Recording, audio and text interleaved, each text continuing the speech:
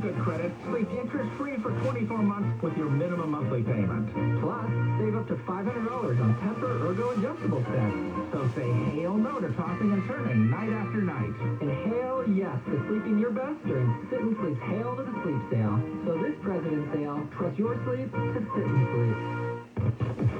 Turn on KFI to set the mood for you and your Valentine. A little wine, some chocolate-covered strawberries, a little more wine, and stimulating talk. KFI and KOST HD2, Los Angeles, Orange County.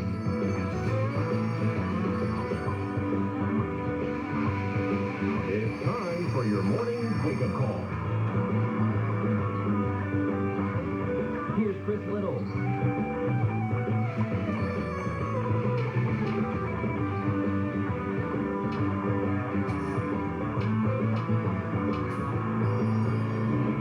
KFI AM 640, everywhere, heard everywhere, live on the iHeart Radio app.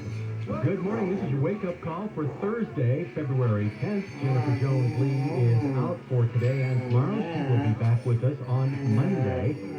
Here's what's ahead for you on your wake-up call. Bob Saget's cause of death was head trauma. Saget's family released a statement yesterday saying he appears to have hit the back of his head on something, didn't think it was a big deal, and then went to sleep. Saget was found dead in his hotel room in Florida on January 9th. He was 65. Olympic spoiler alert, U.S. figure skater Nathan Chen has won the gold medal at the Olympics in Beijing. The 22-year-old landed all 5 of his quads during his Rocket Man program to finish with 332.60 points. That's just 3 off his own world record. Chen trains at Great Park Ice in Irvine. His win caps a 4-year journey that started after his medal hopes were dashed at the 2018 Olympics in Pyeongchang, South Korea. Former Major League Baseball player Jeremy Giambi has been found dead at his parents' home in Claremont. He was 47. Police went to the home at about 11:40 yesterday morning and found Giambi dead inside the home. Police say there were no signs of foul play. Giambi helped lead Cal State Fullerton to the 1995 College World Series Championship. He played in the majors with Kansas City, Oakland, Philadelphia, and Boston. At 5:05, we're going to talk with ABC White House correspondent Karen Travers. The White House is not backing down on the federal recommendation to keep masking in areas of high community transmission, despite a number of Democratic governors announcing plans to lift mask mandates as COVID-19 cases drop. So, who should we be listening to? The White House or states that are lifting their mask mandates? That question will go to Karen. She'll have the latest on that coming up. Now back to the top stories coming out of the KFI 24-hour newsroom. The LAPD says it is looking for men who may have been drugged and sexually assaulted by a guy pretending to be a woman. Detectives say DNA has tied Adrian Evelyn to at least 3 men who claim they were drugged and sodomized by Evelyn. Police say Evelyn posed as a woman on dating apps and used pictures of women in sexually explicit text messages to lure them to his apartment. He would pose as a friend of the woman, then drug the men and rape them. Investigators say they believe there are more men out there who were duped, drugged, and assaulted by Evelyn, and they hope the arrest will give the men the courage to come forward. At LAPD headquarters, Steve Gregory, KFI News. The union representing more than 800 prosecutors in LA County says District Attorney George Gascon has declined an invitation to speak with members. He sent an email about 30 or 30 minutes prior to the deadline. The Association of Deputy DAs was going to hold a virtual town hall to give Gascon a chance to explain why members should not support an effort to recall the DA. Union Vice President Eric Sadal says members will vote anyway, and if they choose to support the effort, we'll become active in the recall. We'll encourage our members to go and gather signatures. Sadal says Gascon has had a year to do his social experiment on LA, and it is failing. When we come back, we're going to talk with ABC's Karen Travers. The White House sticking with its masking recommendations as some states are lifting theirs. But first, we're going to see what's happening on the drive from the Southern California Toyota Dealers Traffic Center. Let's go places. We got a crash on the 210 in Glendora. It is westbound before the 57. This crash blocks the two right lanes. It's a fatality crash. You're stop and go from Foothill Boulevard. Caltrans work in Diamond Bar, the 57 northbound at Diamond Bar Boulevard. That off-ramp is shut down. And in Upland as well, the 10 eastbound at Mountain, that on-ramp is blocked for road work. KFI in the Sky helps get you there faster. I'm Dave Joseph. It's 5:05 on your wake-up call. The NFL has been sued by a former coach for alleged racism in the league's hiring process. I think we've made a lot of progress in a lot of areas, but not at the head coach. And that is something we really have focused on to try to get the kind of results that we would expect. They might want to focus on microphones. NFL Commissioner Roger Goodell says the league must take a step back and look at everything to find out what works and what doesn't work, and in making sure that the hiring process is fair to everyone. Well, the White House is sticking with being cautious and not backing down on the federal recommendation to keep masking in areas of high transmission, but at the same time, some Democratic governors are planning to lift their state's mask mandates. ABC's Karen Travers joins us to answer one of the big questions. It's like, Karen, who should Americans be listening to?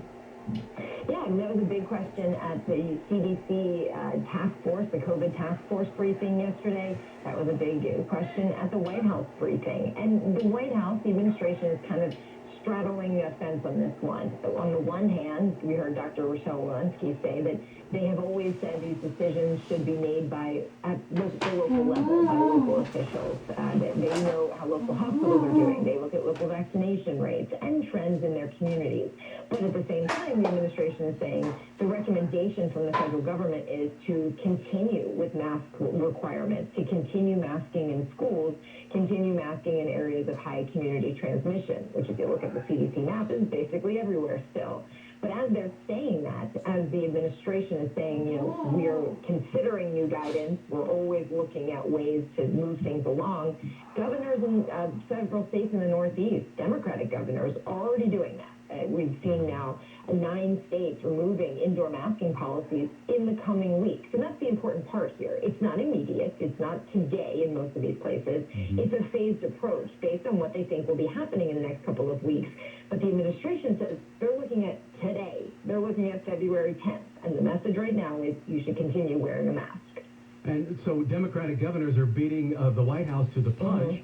And as you alluded to, it's a little confusing, kind of like here in California. Our state indoor mask mandate ends February 15th, but the LA County Health Department, where we are, says it's likely weeks away from lifting the indoor mask mandate. It's almost, it's almost why is there a federal guideline if the government says listen to the states? Yeah, and they'll say the reason for that is that they're not making a national mandate, that there has never been a nationwide shutdown, there's never been nationwide restrictions, but what the CDC does as the health agency is to say, here's the picture, you now take this picture and decide what works in your local community. But we strongly encourage you to take our recommendations on this. That hasn't happened in many places at all over the last 2 years. And now you're starting to see some local places, again, Democratic governors saying, we feel okay in the coming weeks to make these changes. The administration, though, is still recommending something that's much more strict. Now, we also do know that the administration is looking at a new exit strategy or an exit strategy for the nation in the next couple of weeks, that they're talking to health experts, they're talking to doctors, and looking at a plan to keep things moving forward, but also how you live with COVID where it doesn't disrupt your daily lives, as Jen Psaki has put it. That's not ready yet, though. That might not be ready for a couple more weeks. So by the time they get that out, we might see significant changes already at the state level to the point where, okay, that guideline is interesting, but we've already made these changes. Well, so is there disagreement among experts working with the White House?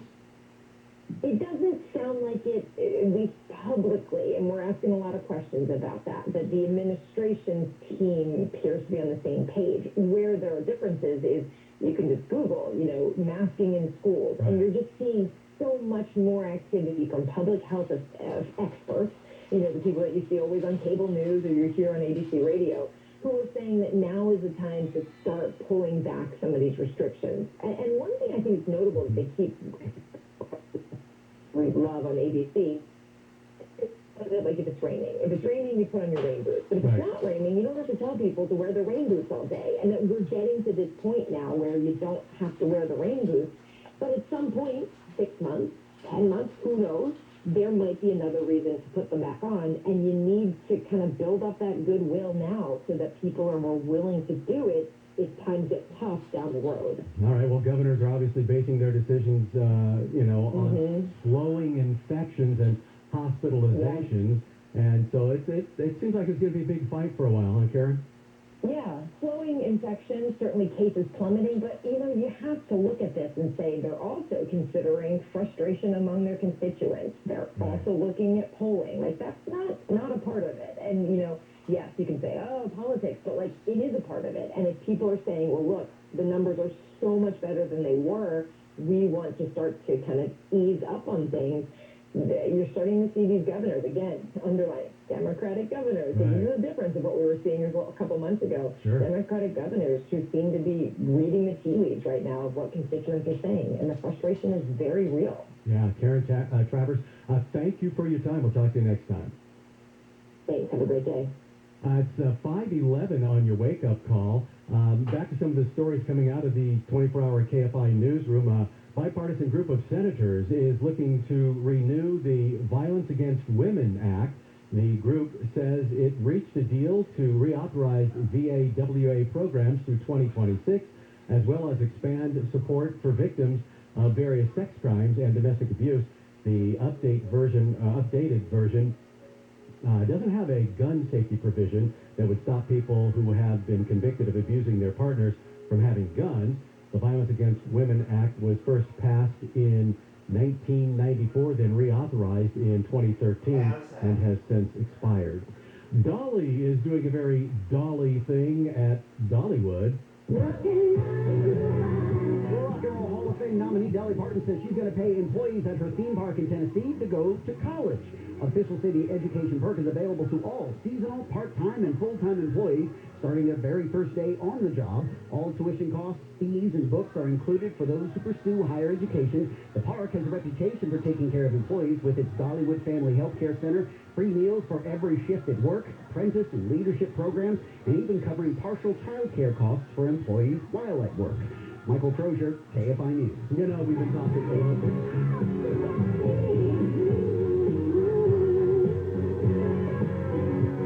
Yes, we've been talking Olympics, and there are several Olympic slang terms that I've never heard before, and hopefully you haven't heard some of these, like steezy.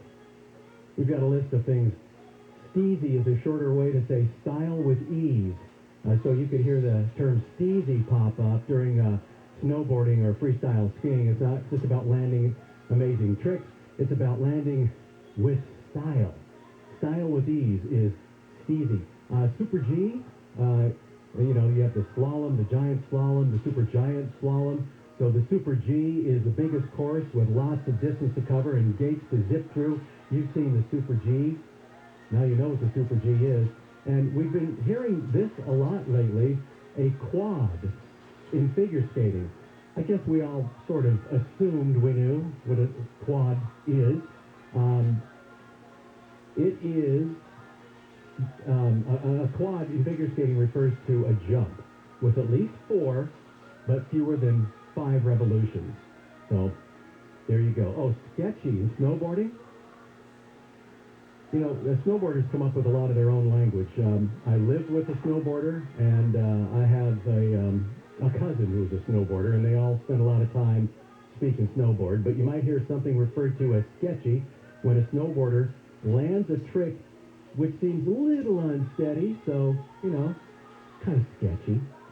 Samsung has announced its new Galaxy S22 lineup of smartphones. One of the biggest changes from last year's model is the addition of a built-in pen to take digital notes and draw on the screen of the Ultra model. Producer Alex is extremely excited about the new Galaxy lineup, and she's ready to give up her iPhone. I have never heard of a person giving up an iPhone for a Galaxy or for an Android, ever. I've heard of people giving up Androids for iPhones and then going back to Androids, which is what I did. The base model will retail for about $800, while the top-of-the-line S22 Ultra is priced at $1,200. That's crazy. When we come back, we'll talk with ABC's Tom Rivers about another round of talks happening to try to de-escalate what's going on in Ukraine between them and Russia. They'll be following a so-called Normandy format. We'll find out how that's working out. But right now, from the Southern California Toyota Dealers Traffic Center, let's go places. We're going back to that crash on the 210 in Glendora. It is a mess. Westbound before the 57. That crash is blocking the two right lanes. It is a fatality crash. Traffic is stop and go from Foothill Boulevard. You can use the 10 as an alternate. Crash in Paramount, 710 southbound at Rosecrans. That blocks the right lane. And in Anaheim, the 91 westbound before the 55. Look out for a two-car crash. That's off to the right shoulder. KFI in the sky helps get you there faster. I'm Dave Joseph. I think it's a super idea to get bowled over by going to Morongo to watch the big game. And now the top 5 reasons to visit Morongo. Number 5. Game day stay. Get a room and 2 tickets to the Big Game Blitz for one low price. Call 888 Morongo. Number 4. Big Game Blitz. Watch the big game on big screens in the ballroom. Food, drink, and giveaways included. Get tickets now. 3. Big Game Blowout. For every touchdown, fumble, field goal, sack, or interception, a reward member will win up to $1,000 cash. And the number 2. Because you can't watch the big game on a small screen, no need to. We've got hundreds of big screens everywhere. And the number 1 reason. The big game is this weekend, and Morongo has big games for you to play, big prizes for you to win, and of course, big screens for you to watch. Morongo Casino Resort and Spa. Morongo. Good times. This report is sponsored by Mattress Firm. Unjunk your sleep during the President's Day sale at Mattress Firm. Shop now and get a king bed for a queen price, plus a free adjustable base with purchase. Don't miss hot buys like beds starting at just $159.99, plus Tempur-Pedic savings. This is Chris Collinsworth. Here's what's trending on the iHeart Sports Network, presented by DraftKings. Chloe Kim defended her crown in women's half pipe. The Long Beach snowboarder hit a pair of 1080s to capture her second straight Olympic gold medal. LeBron James and the Lakers were stunned by the Blazers, and the NFL is expanding overseas. The league will play 4 regular season games in Germany over the next few years. 2 will be played in Munich and 2 in Frankfurt. I'm Missy Jordan. Download the DraftKings app and use code SPORTS to get a free shot and millions of dollars up for grabs this week with your first deposit. Minimum $5 deposit required. Eligibility restrictions apply. See DraftKings.com for details. Do you have a car you're looking to get rid of? Whether it's old or ancient, Cars for Kids will take your car in any condition. They have over 100 towers ready to pick your car up, and fast. That's why hundreds of thousands of people ditched selling their cars and donated them instead. And their stellar service has earned them an average 4.9 star rating in the process. Try it yourself. Call 877-CARS-FOR-KIDS or go to carsforkids.com. They don't just say it's convenient. It is convenient. Donate today. 877-CARS-FOR-KIDS. Remember, that's Cars with a K. Owen Patterson and Owen has recovered over $10 billion for accident victims. Injury cases require lawyers with expertise and experience who can get results. I'm Susan Owen, managing partner at Owen Patterson and Owen. We are a firm that knows what we're doing.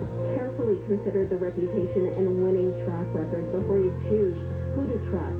If you've been injured, call Owen Patterson and Owen 888-OPO-WIN. And we do. 888-OPO-WINS or go to OPLaw.com. Okay, real quick, best thing about SolarMax technology. Easy. Tons of money that I save. So don't miss out. Yeah, SolarMax has the new Tesla 420-watt panel package for $79.96 a month and 0 down. Call pound 250 and say keyword SolarMax. Monthly payment available on food credit, CSOE number 9720. Before I started Rooter Hero Plumbing, I was an angry young man.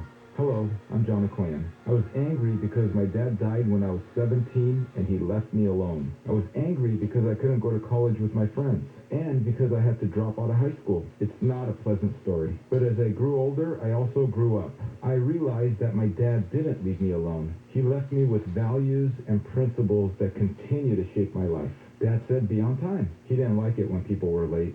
He taught me to be polite. It was something I lost, but recaptured along the way. and he taught me to keep my promises, because broken promises lead to broken relationships. We teach and keep these values at Rooter Hero Plumbing. I think we have a pretty good company. I know we have great people. And if one of our heroes fails to live up to these values, please call me. My private number is on the back of every Rooter Hero business card. You can also reach us at rooterhero.com. Thank you. CL 102-8886.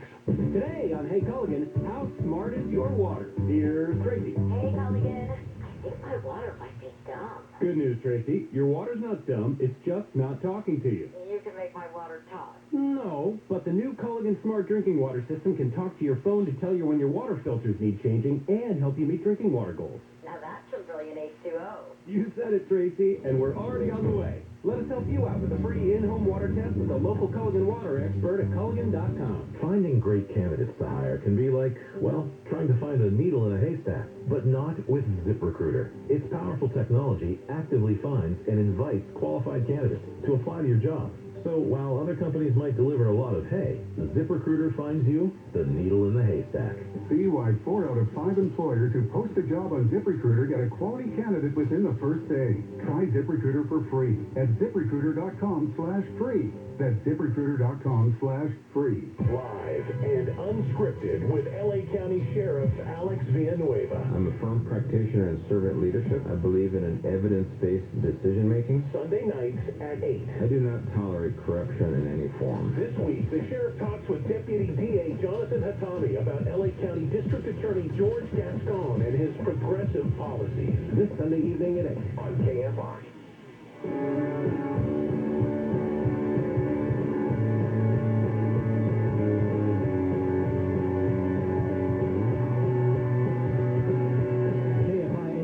Live everywhere on the iHeartRadio app. Jennifer Jones-Lee is off. I'm Chris Little sitting in for her. Here are some of the stories we're following in the KFI 24-hour newsroom. Figure skater Kamila Valieva from Russia has tested positive for a banned drug at the Olympics in Beijing. The drug is a heart medication banned by the Olympics. The Pasadena Police Department is starting using a system that will alert cops when gunshots go off. It's called the Shot Spotter System. It was approved by the City Council in October. Super Bowl 56 is shaping up to be the most heavily bet game ever. According to one survey, almost 31.5 million Americans are planning to bet on the game. At 5:35, we're going to talk with Las Vegas Review-Journal sports betting columnist Tom Dewey about the business of betting on the Super Bowl. Right now, let's head to London and talk to ABC's Tom Rivers. A new round of talks aimed at de-escalating the Ukraine crisis is happening in Berlin today. Tom, how are these talks any different than any of the others that have been going on? Yeah, they're a whole lot different. It's kind of diplomacy at go today. You have the British Prime Minister in Brussels talking with the NATO Secretary General. Boris says the situation is dangerous. Now he's heading off to Poland. At British Foreign Secretary in Moscow today, meeting with Sergei Lavrov. Very short meeting, no meeting of the minds there. This particular meeting, though, in Berlin may be different. It involves Russia, delegations from Russia, Ukraine, France, and Germany. It's kind of a forum that's been established over the years in the past. And basically, it goes into some of the security concerns that Russia has put up on the table that have widely been ignored by the West. And it has to do with the Minsk agreements, which Ukraine signed up to in 2014. Then we had the problems with the ceasefire. Then we had Minsk II, 2015. And in essence, we got at the behest, really, of the French president trying to get the Ukraine president to say, look, time to actually embrace this thing that your country signed up to. And that would involve UN observers on the ceasefire line between the eastern part and the western part of Ukraine. So that would solve, if you will, some of the specific problems with Ukraine, and of course the bigger broad stroke questions about NATO expansion still to be kicked around somewhere down the road. Lots going on. Now, you mentioned a format. They're following this Normandy format. Why is that notable? Well, again, how many people in Washington are talking about the Minsk agreement? I doubt if you heard a soundbite coming out of anyone's mouth for the past couple of months. We hear black and white stuff like this, aggressive, stop it, or we're going to do something, we're shipping over, airplanes full of soldiers. Right. How about getting back to the Minsk agreement, which actually can solve the problem? Nobody in Washington seems to want to, take the obvious, simple track and solve this problem that way. Well, Macron has said that Putin has assured him there would be no escalation around Ukraine, and if that's the case, why doesn't everybody just pack up and go home? Well, either, Britain is doing it too, potentially sending 1,000 more soldiers to Poland. Right. I don't know exactly what the heck they're going to be doing in Poland other than eating Polish sausage and sauerkraut for a few months there, because even if something happens in Ukraine, I don't think we're going to be seeing Russian tanks rolling through Romania, Poland, Germany, France, and heading to the UK. Well, the first group of Russian warships, I guess, just passed through the Turkish Straits into the Black Sea on Tuesday on their way to waters near Ukraine, so that can't be very comforting for anyone. Well, again, they're kind of shoring up the southern side there. And again, exercises is exercises. Kicking off today, the Russian and Belarusian soldiers are having exercises. They say, Moscow says that'll end on the 20th of February. So we'll see how that plays out too. Well, but again, as I say, there's a lot of diplomatic talk, but this Berlin forum probably has the best chance of any. Certainly no guarantees, but the best chance of finding a solution. Yeah, it's more of an informal discussion then, right? Well, it's informal, but it's talking about nuts and bolts, as opposed to posturing and window dressing. Yeah. Now, every time we talk about, what's going on in Ukraine between Russia and Ukraine, I always wonder, what does Putin really want? And I don't think anybody knows except what, I know what Putin says, but what he wants, I don't know, is it possible that he is ultimately angling for a regime change in Ukraine? He says he isn't. What he says he wants to stop is NATO expansion, which began with 12 countries. We're now up to 30. Most of that expansion happened after the unification of Germany. And Putin says every few years we see more and more countries getting closer to the border with Russia. And his foreign secretary has raised this in the past.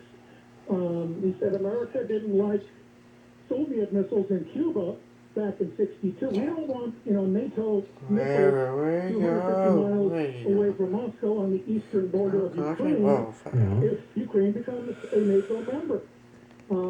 He says we don't like that.